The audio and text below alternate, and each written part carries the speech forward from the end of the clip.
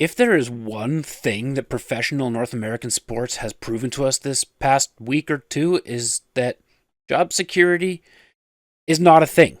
Job security does not exist, especially when there's money involved.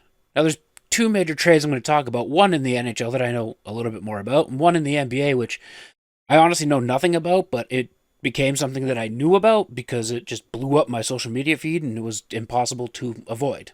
Because when you involve one of the biggest stars in the game, it's gonna happen. So the first trade we're talking about today is Mikko Rantanen trade in the NHL. Now he was projected to be like the number one restricted free agent or whatever you want to call it at the end of the season, and basically they were willing to make him the highest paid winger in the NHL, and nothing got signed, nothing got done.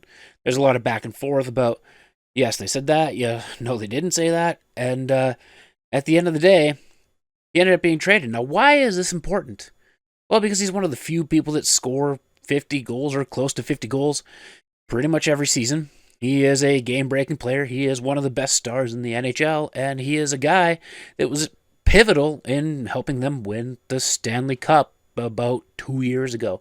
If they don't win it, it'll be 3 years at the end of the season, but he was one of the main pieces. He was viewed as the cornerstone of the actual team itself. And, outside of Nathan MacKinnon, Cale Makar, they basically had, the three-headed monster with Mikko Rantanen, Nathan MacKinnon, and Cale Makar. And they were like, this is the future going forward. And, one day he's there and the next he's not. And we traded for another player that was kind of one of the cornerstone players for the Carolina Hurricanes, and we'll have to see how this trade turns out. And so far, it's looking like the Avalanche have won the trade, and that works for me because I'm a fan, and you don't see it, but I actually do have on one of the shelves over here their Stanley Cup winning hat from when they won it back in 2022. But so far, if we're just basing things on stats, the player Marty Necas that we got in return is definitely performing a little bit better than Mikko Rantanen. But time will tell. Time will tell. It's very interesting when a player has given 10 years of his life to the team and they're viewed basically untouchable, and then within the span of 20 minutes, they're not. They're just there and they're gone. The other trade that happened recently in the NBA, which was like legitimately yesterday, that nobody saw coming, was the Luka Doncic trade with the Lakers that sent Anthony Davis the other way. It ended up being a 3-team trade as well. And nobody, not even God himself, saw this trade happening. It literally broke and was kept in secrecy until it happened, and which is very odd in today's age with everybody claiming to be insiders, especially in the NBA. Nothing is a secret. It is like the second biggest North American sports league outside of the NFL. It's ridiculous. And this contract, like the way this works out and what ended up happening is unreal. Nobody knew about it, but this was a franchise player. Lots of people are saying that Doncic is the only reason that the Mavs even got close to the finals or were in the finals last year. I'm not even sure if they were, but I'm pretty sure from what I've gathered on hearing radios talk is that yes, they were in the finals last year. But I'm not an NBA fan. I am not a basketball fan at all, and I know who Luka Doncic is. There's very few people that I actually know in the NBA, but if I know who that is, if I know who the Joker is, Nikola Jokic, I'm going to butcher that name, and LeBron James, Steph Curry, I know those names. And when those names are talked about, you listen. They just carry a different aura around them. So the fact that he was traded blows my mind. But what this means at the end of the day is, you don't matter. I'm sorry.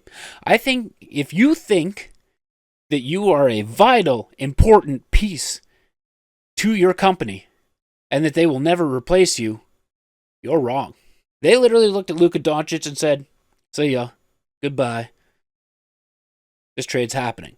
Now, there's probably a lot more behind the scenes, and I've heard rumors of the fact that he was guaranteed this money on this contract. It was something to the tune of $365 million in 5 years, but there was, I guess, clauses to it, and basically this trade forfeits that dollar value, and it goes down to a 4-year deal and he's down to like 200 and some $1 million or whatever it is. And they were concerned about his weight and he got up to like 270 pounds or something. There's a lot more to it. But at the end of the day, he's still one of the best players in the league. It's just that simple. And with that being said, if he's definitely the best player on his team. Now, let's think about this. If you think you're the best person at your job, this is the prime example of it doesn't matter if you're the best person at the job. At the end of the day, business is business. And if they feel that you're not a fit anymore, or that, your boss woke up angry and cranky on the side of the bed and it was maybe slightly too cold at the end of the day and they didn't get a good sleep, you're gone. It's just that simple. Or maybe you went to, eat your lunch and you just chewed the wrong way. People are fickle. Business is business. And at the end of the day, I don't think anybody's jobs are safe, unfortunately. And I gotta thank my lucky stars and say that I'm pretty glad I'm not in the corporate world right now, because they can just basically get rid of you for any reason. There is not a lot of employee security these days, and that shows even in professional sports. Business is business, and sometimes it works a little bit different if you're working for a small local business. But even then, talking from experience, one day can change a whole bunch of things. So, yeah, just something that I thought I'd talk about. And if you are gainfully employed, thank your lucky stars, because even the best in the world lose their job. Well, I shouldn't say lose their job, but become less valued by the people that used to employ them. It's no different than effectively losing your job and having to go look for a new one, except for here they don't have to look for a new one, but they're still playing for a new boss. It would be no different than like if you were working for McDonald's one day and all of a sudden they walked in and were like, you know what?